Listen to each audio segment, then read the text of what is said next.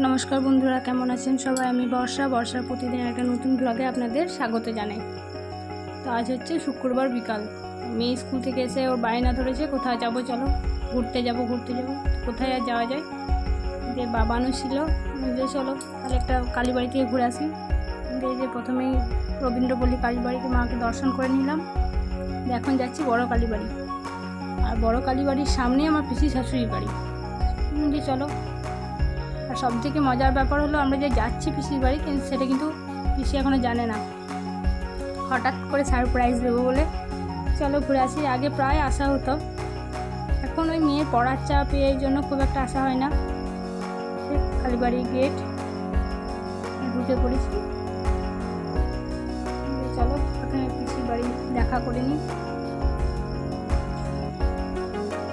পিসির বাড়ি আর অনেক দিন পর, যেন পিসিরাও খুব আনন্দিত। সব থেকে আনন্দর কারণ হলো মেয়েটাকে নিয়ে এখন খুব একটা আসা হয় না।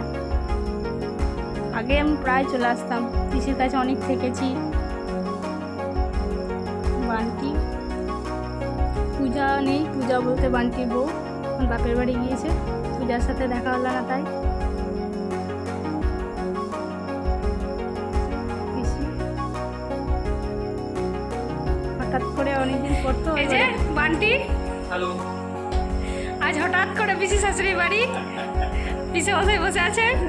বলো বান্টি, কিছু বলো।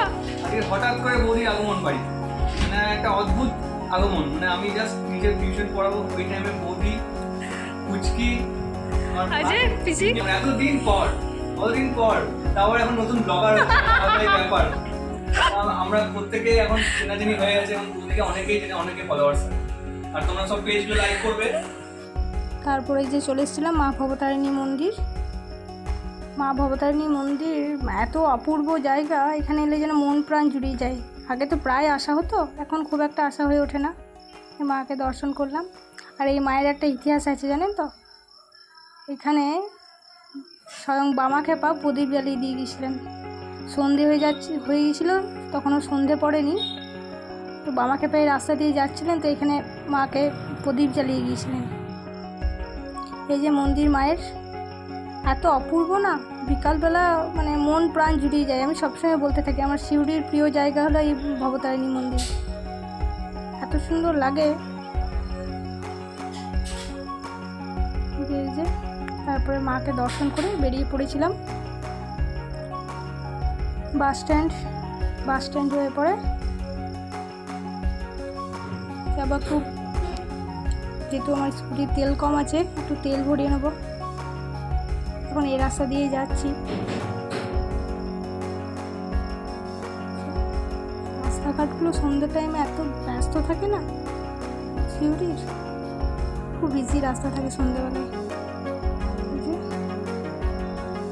পেট্রোল পাম্পে দাঁড়িয়ে একটু তেল ভরিয়ে নিলাম, নয়তো আবার আমাকে আলাদা করে আসতে হতো তেল ভরানোর জন্য। আমি যখন এই রাস্তা দিয়ে আসছি তখন একটু ভরিয়ে নিই।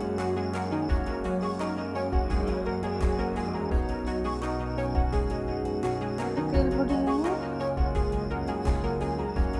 সন্ধ্যাবেলায় কিন্তু সিউড়ি খুব সুন্দর লাগে। এমনিতে আমার সিউড়ি ভালো না লাগলেও সন্ধ্যাবেলায় বেশ ভালো লাগে। এখন ক্রস করছি বিকোস্টিন, ফ্রেন্ডস, বিরাসাত, সব ক্রস করে এই সাইডে রয়ে গেল আমাদের রবীন্দ্রপল্লী কালীবাড়ি।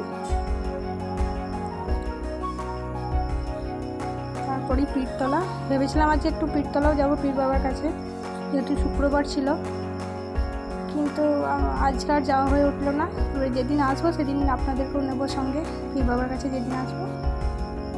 আর এইখানে রবীন্দ্র সদনে চলছে ম্যাজিক শো, আর আমার মেয়ে জেদ ধরেছে এখন ম্যাজিক শো দেখবে। আজকে আর যাবো না, আর একদিন যেদিন আসবো সেদিন আপনাদেরকেও সঙ্গে নেবো। হয়েছে রবীন্দ্র সদন ম্যাজিক শো দেখবে। ওনার বায়না যে উনি এখন ফুচকা খাবেন, ফুচকা না খেয়ে উনি কিছুতেই বাড়ি যাবেন না। তো আমরা যে চলো, আমাদের গলির মুখেই একটা নতুন ফুচকা স্টল খুলেছে এখন, যে ওইখান থেকেই খেয়ে নেবো। তাহলে যে আগেই রেডি ফুচকা খাওয়ার জন্য। আমার এই ব্লগটি কেমন লাগলো আমাকে কমেন্ট করে জানাবেন। যদি ভালো লাগে তো একটা লাইক করে দিন, তাহলে আমারও বেশ ভালো লাগবে। নমস্কার। পরে দেখা হবে একটা নতুন ব্লগে আপনাদের সাথে।